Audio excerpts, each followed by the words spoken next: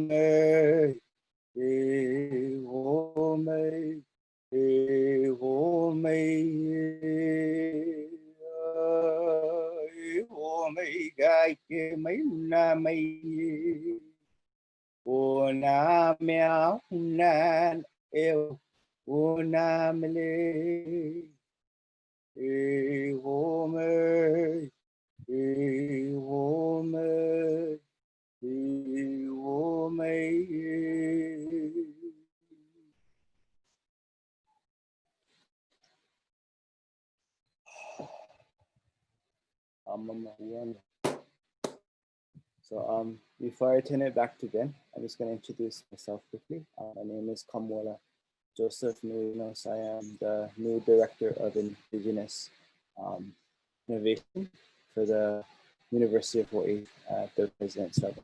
And I think I wanted to ground this conversation and to let people know that we're opening a space of intention. I'm native Hawaiian, if you know, I guess. And I'm working with allies who are helping us to see how our deep ancestral systems that allowed my people to live on the most remote island on the face of the earth for hundreds of years and to bequeath abundance to the next generation. How these deep systems, these deep sciences and technologies of, call them integrated biosystems management, can be replicated, can they be shared with others, but how do you do it while we own our IP?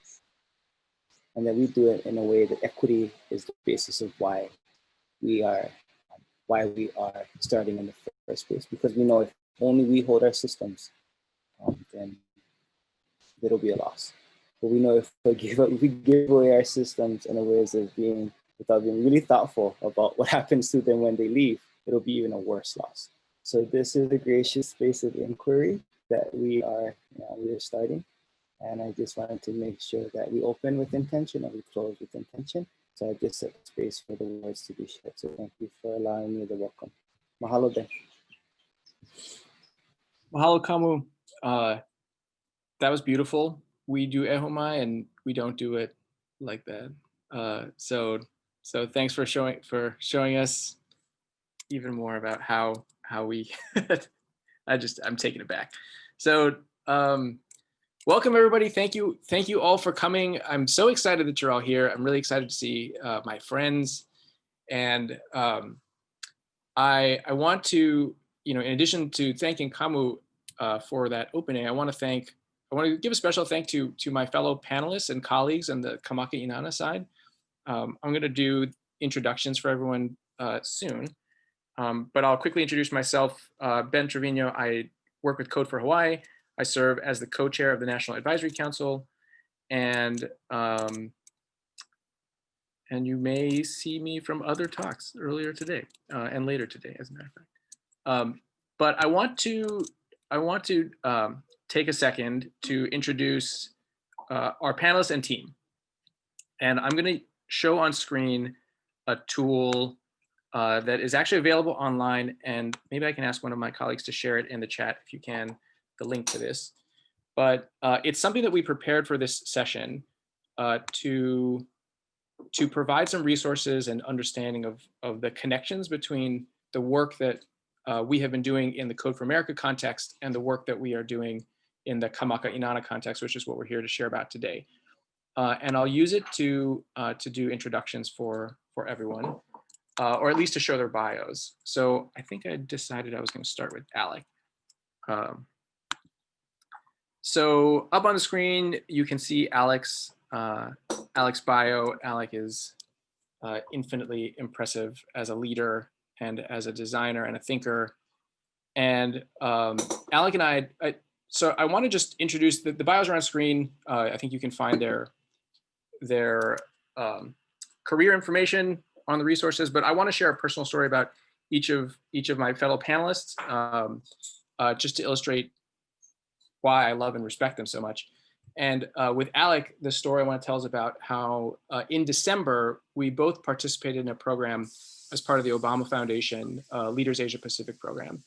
And it's a group of 200 leaders, all intimidatingly accomplished and impressive, and particularly for me in Hawaii, the 8 other leaders that were selected from Hawaii, Alec included. And as I was facing down this very intimidating group and trying to participate as a peer, I was like, man, I don't know, what am I going to do? Like, how am I going to, what are we going to do when we all get together as 200 people? Like, how do we represent and do something that brings benefit back to Hawaii? And Alec's answer to that was, I think the message that we're there to communicate is about ancestral knowledge, about new with a K, new futures, and how important that is going to be to our collective and global problem solving. And I still remember, I remember him saying that clearly as I'm saying it now, and I remember throughout my participation in the conference, and it was really a challenge to me to take something that I thought was important, but take the next step of really giving it voice in a context that I was uncomfortable in. So Alex continues to push me and just inspire me with everything that he does. So mahalo, Alec, for being here and being part of this and creating the Maka Inana program. Next, I want to introduce my dear friend Diane, who was a co-participant with me in the Maka Inana process. And we were in the trenches together of this, just kind of going through it. And the thing that I really admire about Diane is that, Diane has a quality that I struggle with myself and that I see very rarely. And that's like, that's a kind of consistency and commitment to show up. Diane always shows up, and she's there when you need her. She's there, and she always brings her whole self to it. And I don't think there's much more you can ask of a person. It's exceedingly difficult to do, but so important for doing anything. And it's a quality that I admire in Diane. It's a quality I admire in so many of the people in this network too. So Diane is another one of our esteemed panelists. And finally, Kamu Inus, who did that beautiful opening protocol for us. Kamu, I've known for years in different roles, and most recently in this role as the director, the only director of Indigenous innovation in the Academy, and really trailblazing connections between Indigenous knowledge, things like Project Drawdown and climate solutions, and just the role of ancestral knowledge and how to bring that into community and to galvanize community and community work. Such an incredible leader, so clear and so brilliant and so radical in his thinking. I just learned so much from Kamu, and the story that, I meant to share a story about Diane. Sorry, Kamu, if I could just go back and I wanted to share the story about Diane because each of these panelists challenged me in different ways. And those challenges are the things that stick with me and kind of inform my work. And, Diane, in her consistently and steadfastness, has pushed back on some things that I didn't want to accept. We had a conversation about permission that I was really struggling with. I wanted to share something. Diane asserted correctly that it wasn't ready to share or ours to share. And that is a lesson that I think is extremely salient in our space. And while I struggled with it as a stubborn Aries, I appreciate that, you know, that struggle is one that I really value, and thank Diane for it. It was a gift. Coming back to my introduction of Kamwu, the story I want to share about Kamwu and how Kamwu has challenged me. Earlier this year, we were at a conference event in which I was prefacing a panel, and the panel was about, it was called the Aha Aina Aloha, and it was really, the reason for the gathering was reflecting on how Aina, or land, you know, translated as land, loves us, as it supports us. The land loves us. And so I shared a personal story about my mother dropping me off at college. And after the talk during a break, Kamwu came up to me and said, you know, thanks. And what was different about that story was that, like in many times today, I got visibly emotional. And so Kamwu's not a bullshitter. You know, I don't know him to waste words or to bullshit people. And so for him to say that made me notice.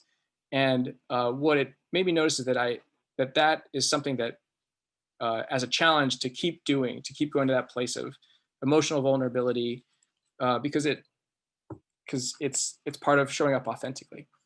So those are my introductions. For my panelists, and I also want to take a second to introduce people who are working on this with us, but not on the panel. Mondi Jamshidi Kent, who is here with us. Thank you, Mondi, so much for working on this with us. You know, together we've been working on this panel, even though we're not all presenting. And Mondi especially has been in the middle of keeping us organized. And then also my colleague Stephanie, who some of you know, we were 2018 community fellows together. And Stephanie and I both participated in Maka Inana as an extension of our fellowship work that we started in 2018. So both have been hugely influential, along with the rest of Maka Inana pictured here on the screen. So that kind of does it for introductions. Thank you to our esteemed panel. We'll bring up our slide deck. And I know we are running short on time. Actually, I'm going to save. Sorry. Okay. So I wanted to quickly say that I think the relevance of this work is, as I shared in the last panel, something that I hope will emerge from this conversation. But I think a lot of the values that bring us to civic tech are the same values that bring us to, as allies for indigenous ways of knowledge, that bring us to that space. And what I hope comes out of this is an entry point and an invitation that this is a space that we can be in, right? If we can share processes and approaches that are respectful, in alignment with, you know, highlight intention, and bring us into alignment, that this is something that we can work on together. And so that's something that I hope that's my intention for this conversation, is to highlight that and to open up a conversation and to invite us into conversation. So the final introduction that I want to ask for is everyone here. And to preface this, I want to read from a book that a colleague of mine wrote about introductions in Hawaii. So this is from my friend and scholar Kapa Oliveira, her book Ancestral Places, where she says, when meeting someone for the first time, two of the most common questions asked in Olelo Hawaii deal with place and identity. New acquaintances will ask, no hea mai oe, where are you from? And navai ke kama o oe, who do you descend from? A variation of this question that I ask in a lot of my community engagements as part of my work in sustainability is share something special about where you're from, and what is something special about your lineage, or what is some intention from your lineage, what's something that your parents or grandparents wanted for you, as being inspired by this passage from my colleague Kapa. So I would invite everyone in the chat to share your name, something special about where you're from, and something that your family wanted for you. if you wouldn't mind. And I think that will help us complete an open space and move us into the presentation. And let me resolve this view. Okay. All right, so I'll give us maybe 15 seconds to do that as I get in. So moving into what we want to talk about today, we want to share about a program called Maka Inana that really piqued my interest because of a lot of the things that I've learned at Code4Y about human-centered design and the pathway that human-centered design opened up for me in thinking about work in a way that is respectful of community and respectful of people. So I want to address this first panel question to Alec, Director of Purple Prize, about what's the origin story of Maka Inana and what motivated and inspired you to start this process and do this work? Awesome, thanks so much, Ben. And yeah, really mahalo for your kind introductions for all of us. I too share and resonate with the same experience that you had with our fellow leaders and with you, and I think that you really, in this space and in that space emerged as an awesome force for good leadership. And thanks so much for holding this space. So to answer your question about the origin of Maka Inana, I think that the origin of the program resides in the origin of the Purple Maya Foundation, which is where I work, and the origin of the Purple Prize, which is the incubator that I run, that helps local values-driven founders to start companies that use technologies that create positive impact in our state, our place, in our region, in the Pacific. So I'll start there. The Purple Maya Foundation was started in 2013 by two Native Hawaiian men who came from similar humble backgrounds and upbringings that experienced some success in the intersection of tech, entrepreneurship, and culture. And so it was formed around a mission that was part of their lived experience, that really established our responsibility as an organization to empower the next generation of community-serving technology makers and entrepreneurs, both young and now old as adults. And the first action toward that mission of the organization was to actually teach kids how to code in underserved areas of the state, mostly in Native Hawaiian communities.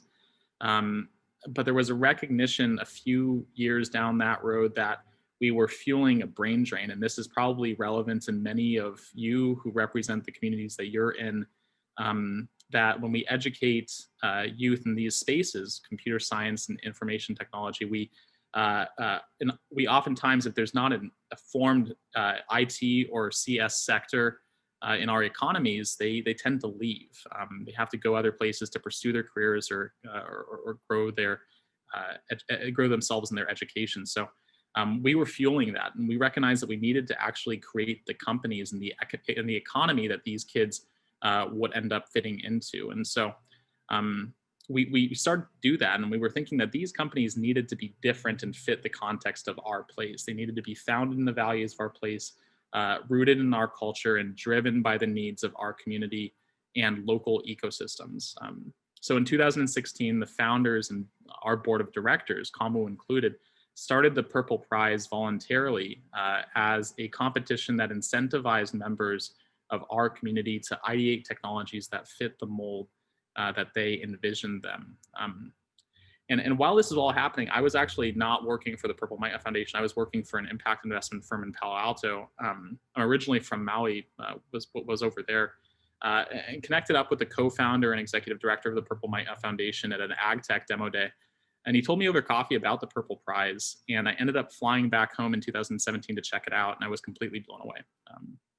So in 2018, the team behind Purple Maya Foundation raised the funds that were needed to formalize the program, and they asked me to join the team to build an incubator. So I've worked alongside Kamu and the others to make that happen since then. And then in 2019, we actually launched the incubator program, and brought in over 80 individuals, over 50% of which were Native Hawaiian, and worked with 31 teams. Just incredible level of diversity, and it was extremely just amazing experience. But I will say that coming from an education in the Bay Area and then work history in Silicon Valley, I had certain mindsets about the model that startups should take on. And maybe this is a similar mindset that many of you have had in your careers, and how an incubator maybe should be run. But I think that coming back to Hawaii, I knew that these were not going to fit. So I started looking for some other models of design and enterprise creation methodologies, but couldn't find anything that would fit in this particular context, in our indigenous context. And this is what I think started the exploration to Maka Inana. We realized we needed to create our own models. And so in 2019, that entire Purple Prize incubator turned into just a big business case study for how to create business models and technologies that had not just a triple bottom line, but a quadruple bottom line. So we found in that exploration an interesting model for design thinking called equity-centered community design by an organization called the Creative Reaction Lab that sprung up in Ferguson after the murder of Michael Brown to try to engage the community in solving for police brutality. And unlike human-centered design, which is sort of the status quo for the way that we design in the technology space and for product, the equity-centered human design or equity-centered community design process, its foundation is really in history and trauma of a community, which goes, I think, further than individual empathy or an individual's use of a particular product or thing. And this was interesting to me because in Hawaii, historically, Native Hawaiians had experienced a significant amount of trauma because of colonialism. But equity-centered community design didn't quite have everything that I was looking for. I was really looking for something that had a few value propositions, and I'll read those here. One, that the thing that, or the methodology that we would use would be focused on land and people equally. Two, that it would have different methodologies that vary depending on what community that you're in. Three, that it was designed by the community that would use this and based on the practices of that are indigenous to that community, by the people who are in that community and have been there for a long time, and from history. And finally, something that was living. We wanted something that could be iterated democratically by the community over time so that it stays relevant and changes over time and improves. These were the core value propositions for Maka Inana, which ended up becoming a program that emerged from these experiences that would bring members of, so we're in the Kona region of Oahu, of that community, to learn from the elders and cultural practitioners of our place, allowing participants to then embed their knowledge into the design thinking process and then recreate that process in the same way that we see our design field guides or our kits, and implement it in the creation of new ventures. And so that yielded a number of the companies that you heard from Ben in the last breakout session. So I won't get into those, but that really, I think, is the origin of Maka Inana, and I'll stop there.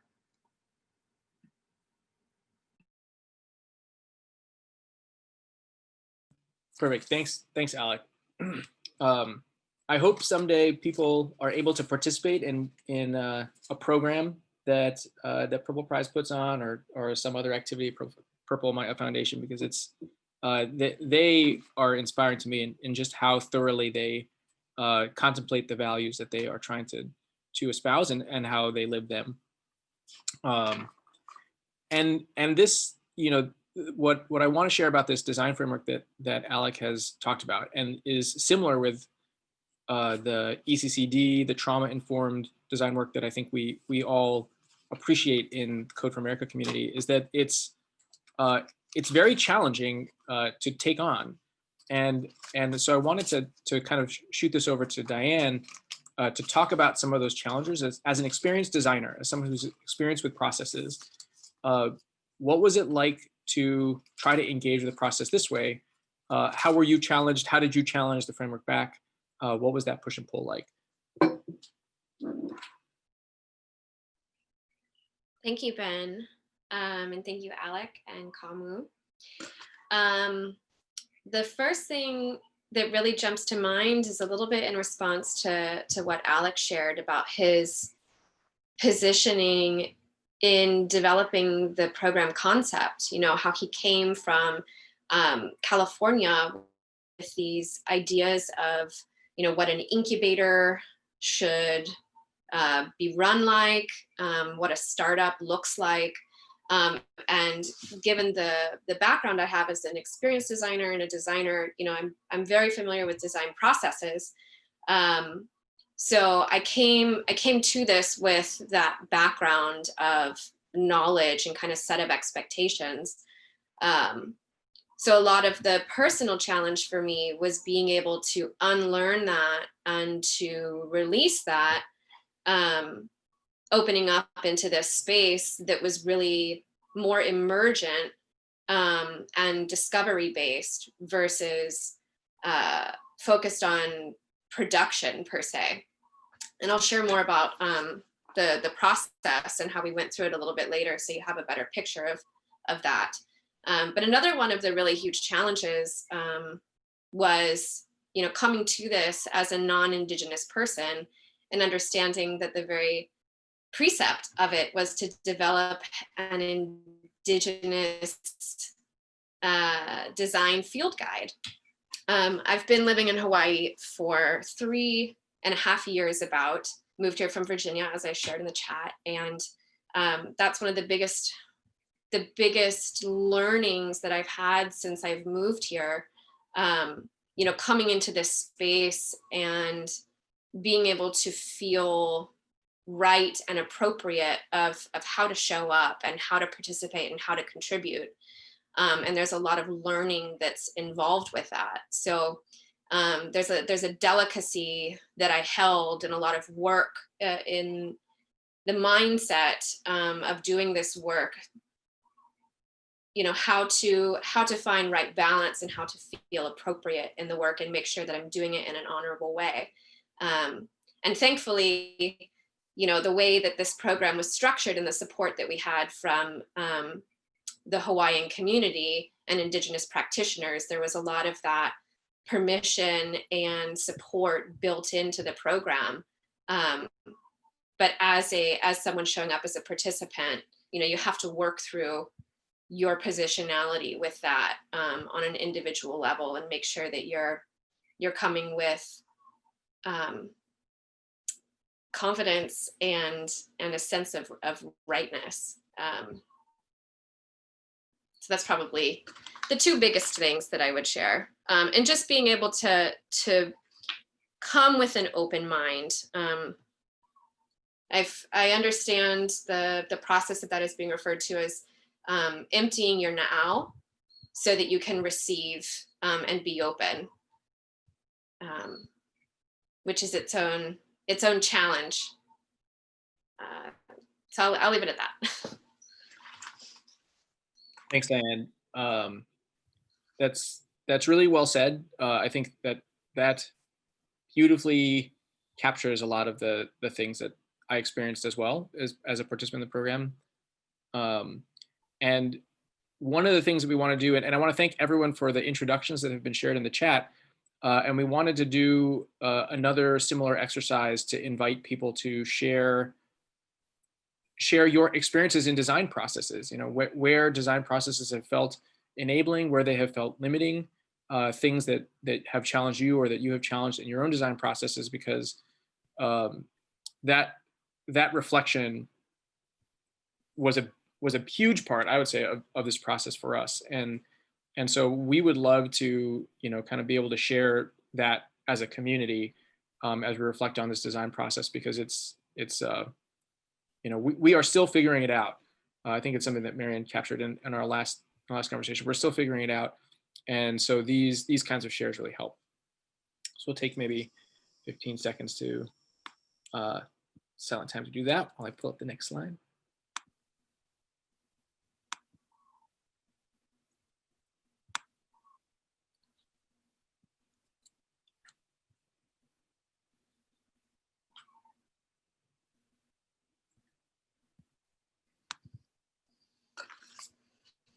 All right, next question for Diane. So after all was said and done, after all that, what did we take away? What would you want people to know about what we learned in this experience? What can you share? So I want to start by helping paint a little bit clearer of a picture of what we went through and how the process itself was unique and designed to activate a lot of the values that Alec had mentioned. It was very different than anything else I've ever experienced before. So there are three things that stand out to me to share. One of which is our daily process itself. You know, we had these meetup times where we would come together as a group, and the pictures that you're seeing are from some of those sessions. And the way that we would open and close and be with each other in this space reflected the values and the protocol of not only, you know, where we were doing this in Honolulu, but also some of the principles that we were trying to capture. So every day we would open with and close with Oli. We were all challenged to learn and memorize the Oli. So Eho Mai that Kamu opened with today. Because of Kamaka Inana, I now know that chant by heart, that Oli by heart, which I'm very grateful for. But it was also about how we showed up and created space for each other to participate. You know, typically when you show up to a group like this, you come with your skill set and you come with a sense of your role and what you're supposed to do when you're there. But this program was structured a lot more openly. And that was reflected in how we spoke with each other. So the first sessions, you know, instead of sharing our background or our work experience, we shared the origin of our names and a bit of our genealogy. And we also were prompted to share our intention for being a part of this program and process. And the space and the connection that created amongst us as a group, until you experience that with the group that you're collaborating with, it's hard to describe the value of it through words. But it created this bond and this space for us to be able to work together that was rooted from a deeper place and a deeper understanding. And we really were like in it together. And another reflection of that in terms of how it was structured with this open community model, you know, Alec and the facilitators had designed it in such a way where we were still moving course towards producing a field guide in the end, and they structured that into 4 groups. If you look back to your kumu.io page, you can see the 4 groups that we were split into, but we got to self-select those. You know, I think it was our second or third session where we were finally kind of open up to how we would be working together to produce something. And we were encouraged to navigate towards where our curiosity was.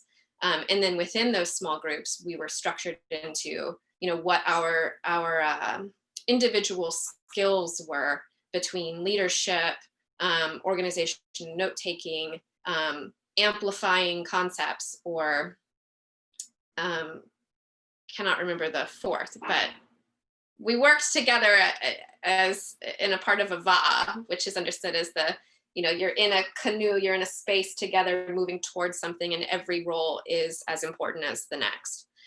And then finally, there's the flow of the program itself, which was very unique and was a big part of my challenge in balancing my the pressure of knowing that we were needing to produce something that was very ambitious, but also coming with that openness, that open now, and being able to let it emerge versus drill something out.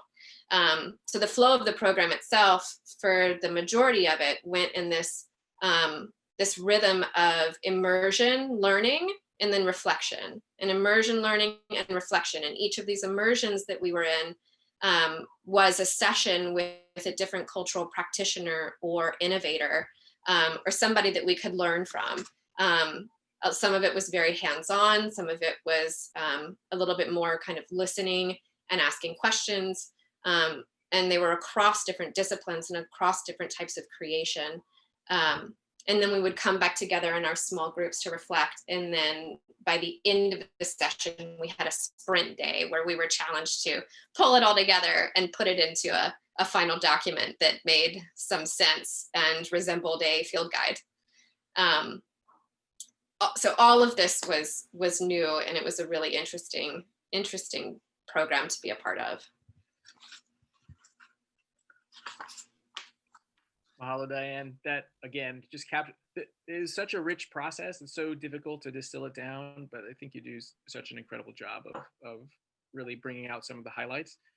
And you know, for everyone else that's here, that's listening and learning about this, you know, we wanted to create that kumu.io resource to be able to go into some of those details.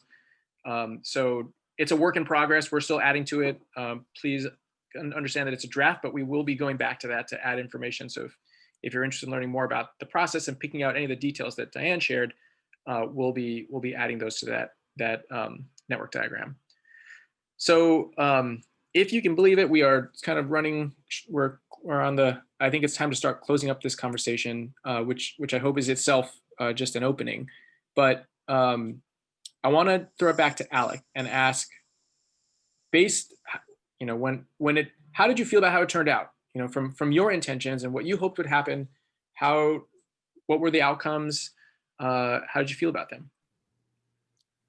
Thanks, Ben. I mean, obviously, because the people who were a part of this process are here today, I think that it turned out well. I mean, the sort of goal going into this project was that, you know, regardless of the people that came into it, whether or not they were indigenous, we wanted everybody to leave with a new, I guess, personal design process or personal intention going forward, and how they were to interact with the community and how they were going to innovate in this community, make a difference. And I think that, you know, Diane, Stephanie, Mondi, Ben, you guys all have walked away with from the process with that new intention set, a new North Star in some ways. So that's exciting. That's definitely a target outcome. But there were a couple of things that I think emerged for me in this process and leading this process. That one of them was definitely conviction. I mean, I think that one thing that's kind of important to note is that the program, by looking at the pictures, may not look like a technology design or process design program. And what came from this were 13 technology-driven ventures, and 5 of those have gone on to either go into some of our ecosystem services like incubators and accelerators, or have received funding, either venture funding or grant funding in some ways as technology projects. And so I think it does speak to something about the difference of this process and the way that technology innovators tend to use on their way to the creation of products. The second thing that I think that it gave for me, you know, and this is sort of complicated because I think it's varied, and I think it's results, but certainly potential. The potential, one of the sort of, I mean, the reason why I say it's varied in the results is because one of the potentials that came from it is that many other folks who noticed this program or took a look at this program who may not be at the stage that they're ready to use this vehicle have tried to reach out to have us help them to take advantage of the vehicle or to use it in their own processes. And I think that there is, in some of those cases, there were market-driven reasons for taking advantage of these processes. And I think that we want to make sure that when we go into this, it comes from a place of authenticity and using it only for your personal goal of being closer to the community in these processes. And the second thing that I think is great potential is that there have been a lot of examples of its possibility to grow. And one of those interesting possibilities has come from my partnership with Kamu at the University of Hawaii in the role of the system. And we've partnered with them to create a program that spun off of Kamwala Inana called New Futures. I'll give Kamu a chance to share about that in a second. But on Kamwala Inana, the goal of this was to start it here in the community, but that convictions led us to be able to think about how do we grow this into different communities. And so we definitely want to take this to the different islands, the other neighbor islands. And even below that, there's sort of a land division.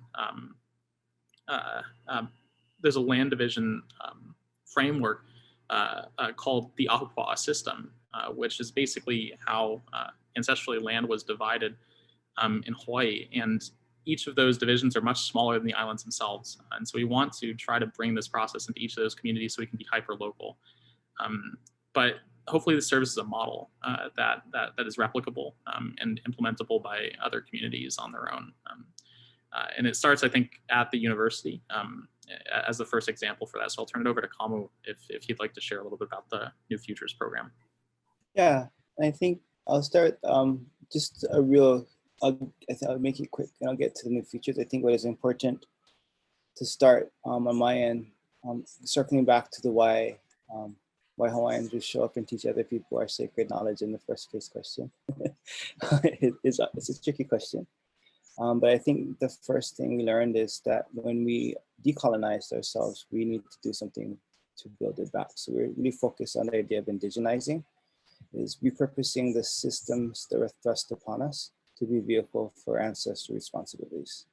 And one of the things we understood is that we were choosing the wrong words in English once we learned the language again to describe our ancestry. So Hawaiian culture was really a poor term. So I took it upon myself to rename it. We're talking about names. So I just started to call it Ancestral Sciences and Technologies of Integrated Biosystems Management, because our people are self-sufficient for hundreds. We have 4,000 years of R&D if we track the migrations across the Pacific to how to live in place, and how to bequeath abundance. So that was the first thing. I think the second thing that's really important to know that when we talk about science and technology, you're talking about education and industry. So then if we've been marginalized to poverty, and we all live, if you live in Hawaii, Hawaiian is synonymous with poor. I'm a high school dropout that went to college. So I had my lived experience of poverty is real. And I think we need to reclaim our spaces of education, but imbue it with our ancestral sciences and technologies. So it gave us a space to find allies and partners. The third thing I started to think about is it's in a precedent in our ancestral, when our chiefs were discovered. When people stumbled upon spaces we found with intentions hundreds of years ago, our chiefs really quickly realized that these guys were big. So first thing Kamehameha Nui, our head chief, did was kidnap some of the British sea captains and brought them into his army and taught them how to lash cannons to canoes and to sail galleons. So he had a really badass standing army, but the folks he brought in became family, and they were woven into the genealogies of the chiefs. So they weren't outsiders, they're only shared participants. Also, we had our King Kalakaua, was our last reigning monarch. But electricity and hula, the traditional practices that the missionaries had squashed out, he brought back, and electricity at the same time. And he saw them both as acts of innovation as a way to participate in a global space. So we're not othered, but our value proposition becomes clearer because there's touchstones for people to recognize them in us. And I think the last thing I'll say is, we want to talk about allyship, and I think allyship is a dangerous word, and that's why the names is super important. And the naming part is critical, because in Hawaiian, there's a word that is really important, and it's a prefix. It's H-O-A, hoa, and it means to be intimate. And you put it in front of a noun to feel intimacy, and I think that is a thing that we are trying to do. Your lover is your hoa aloha. Your intimate through love. Your family members is intimate through birth. Your enemy is your hoa paia. You're intimate to struggle. And intimacy equals equity. And that was a big thing we wanted to understand, that we didn't want to have Western notions of how to do processes dictate things to us. we wanted to understand how do we think in Hawaiian and then speak in English so that there's actually an equitable exchange of ideas. So when we look at that, to me, I was able to leverage some work we had been doing in our community organization with Purple Maya and a nonprofit I worked with in Waianae called Maka. We were able to really understand how to indigenize things like tech and sustainable ag. We had shifted attention to places like the Kellogg Foundation, the White House at the time, the Obama administration. So we needed to set ourselves up, not adjacent to power, talking in, asking for a space at the table, but set our shit in power with metrics and being able to share, this is what we're doing and we're starting our work and we understand your value proposition and ours. And how do we help to create a space of a space of intimacy between us, which isn't necessarily equity yet, but it's a shared experience that we need each other to survive. So the final thing I'll just jump on and I'll step off is the New Features Initiative was an outbranching of, or is a kind of bridge in a sister program to Maka Inana, where we specifically took University of Hawaii students and kind of had them go through a concurrent course with the idea of how the starting point of how do you take an ancestral system that could sequester carbon and then create a prototype at the end of 9 weeks where you have an MVP that you could then pitch for award prizes. Not necessarily to get money, but to take the idea and seed it. And I think that process really lifted up a whole range of things that when it sat alongside the peers doing the work in Maka Inana, created this really, I think of it as this space of blessed unrest at times, where we had hard questions and there were things to answer that weren't easy, but we committed by sharing our names in the space of a circle. So the first process is, what is your name, as you call it, as you want to tell it? What is the name of the, the calling? What is the first memory you have of why you do right now? And the third question was, what gift do you bring to this calling? And we ground people there in a circle where there are no observers. There's only participants. And everyone creates an agreement that we're going to be in this together and see each other through. That's the only way you can begin to have the types of preconditions necessary for this, not just be an academic exercise that favors those that have college degrees, but to be rooted where everyone can see themselves as equals. So I think that was the basis of allyship through the arc of why we showed up in the first place to do this in many of our different ways, and why I think that Ben and Diane are really, really awesome in the work they're doing. Alec, for me, is like my peer. Like, if I was to steal a captain off of a ship, I would have stolen Alec. Get her, Alec, because you're such a badass. I want you to help me figure these things out so we can walk as equals. So thank you.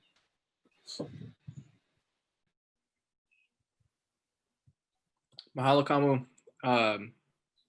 Thank you for creating this space for us. You know, we just to share with everybody, we've met a couple times to try to prepare for sharing this work, and worked really hard to create what we hope is an appropriate and inviting conversation around this. And so Kamu creating the space as a Native Hawaiian, as an innovator, as somebody who has a long history with this work, was a big part of allowing us to do that. So really thankful for your generosity.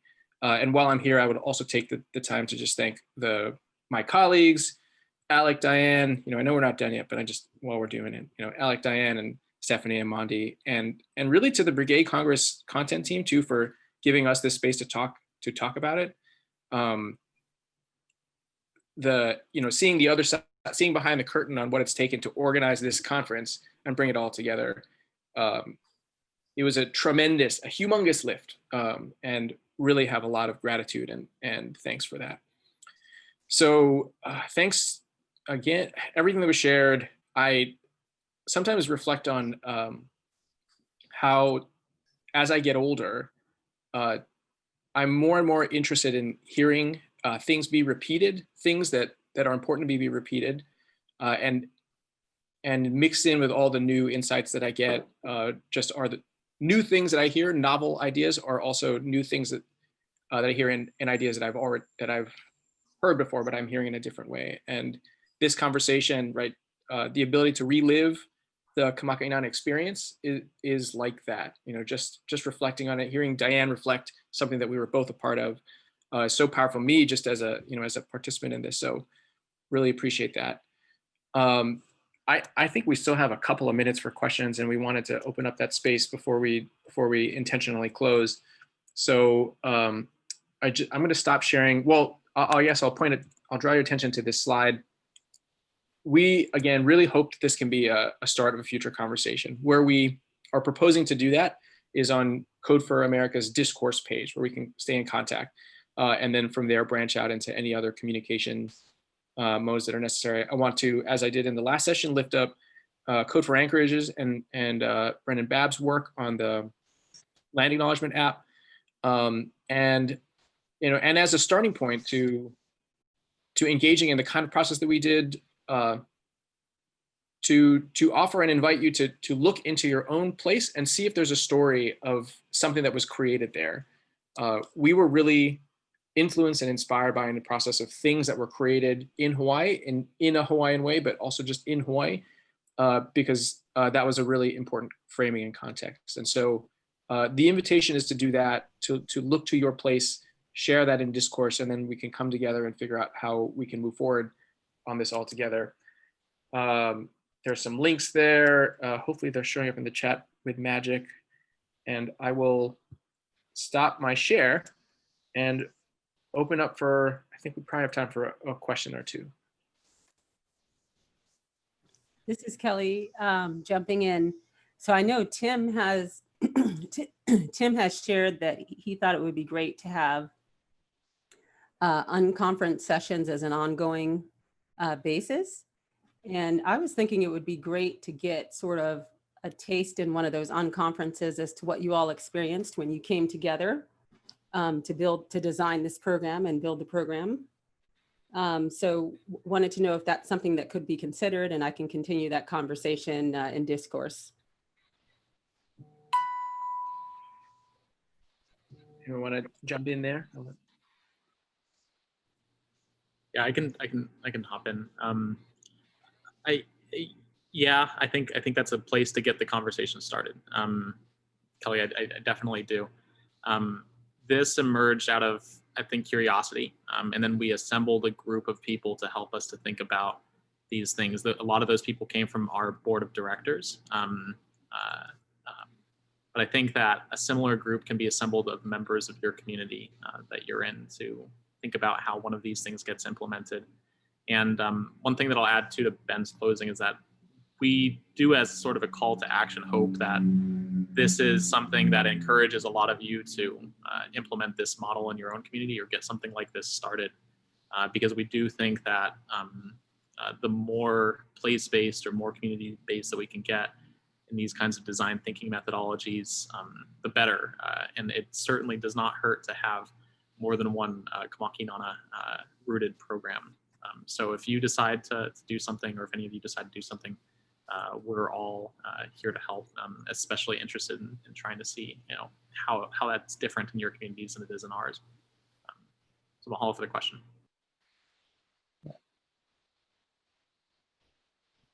Kamwala, did you want to add anything on that note? Yeah, no, I think the replication is sometimes dangerous thing. What I found is really important is you can replicate something, but I also think what is really important is understanding principles. Because I think processes like these, there's a danger if it's just a matter of finding your native people, bothering them about what's happening in their community and something. And I think what I think is more important as well, what are the principles involved? And I think the principles involved require that key thing that those 3 questions that we asked is derived. I put her writing in the chat. One of my mentors, she's native Hawaiian, native white, like superhuman, named Auntie Puanani Burgess, and she has this tied to this process of building a beloved community. So I've dropped her writings in the chat, and I think it's really starting. I think the key thing that matters most is you start with the relational, then you move to the transactional. And if you can try to get the transactional, you're gonna some pretty bloody knuckles because people don't want. You ain't got time for that right now. But if the authentic intent is to understand you're not trying to help people, and that's the real key thing that she teaches us is you can't barf help on people. And that's why you have to be really clear on what your calling is. Because in Hawaiian, that's a koma, that's a burden. It's a burden that lifts and you get weights, but that's your burden. And the more you explore your koma, your pain, the thing that drives you to make change, that is why your name matters, because you are a human. And therefore, you're intrinsically worthy. No one should ever demean or diminish you. But you then have your burden of what that is. And then that is where your gifts come in. And when you understand your name, your calling, and your gift, the first thing you have to do in ever to enter is to really listen to yourself, your compulsions, and what the community is actually saying. And when you listen and you listen long enough, and you show up and do the dirty work and help them clean things, or not try to tell them they're going to save them, but just understand where they are. They're going to start asking you questions. Why are you showing up? And you're really clear on your why. Then they start to say, oh, can you help me with this? Yeah, I can. This is my gift. I know how to do this. And then you become intimate. And then their risk is yours, because you have to share risk if you want allyship. So I think if that can be something we can follow up, I would love to think that. Thank you, Kamu. So we are at 1 minute before the hour. I think it's probably a good time to bring this conversation to a close and to start the next conversation and discourse in other places. Kamu, can I invite you to formally close out the space? Do you have anything for that, or just mahalo? Yeah, we just we breathe. So I think you just sit. You sit and you feel where you're sitting. You inhale in. You think, exhale out gratitude for each other. He claps. And we're done. Thank you guys. Mahalo. Mahalo, Ben. Mahalo, everyone. Thanks, everyone. See you in the next call, and just exhaling a lot of gratitude. Thanks, everybody. If anyone is sticking around for the Theory of Change workshop, I'm going to close out this Zoom room and then just reopen it. So you're welcome to rejoin from there.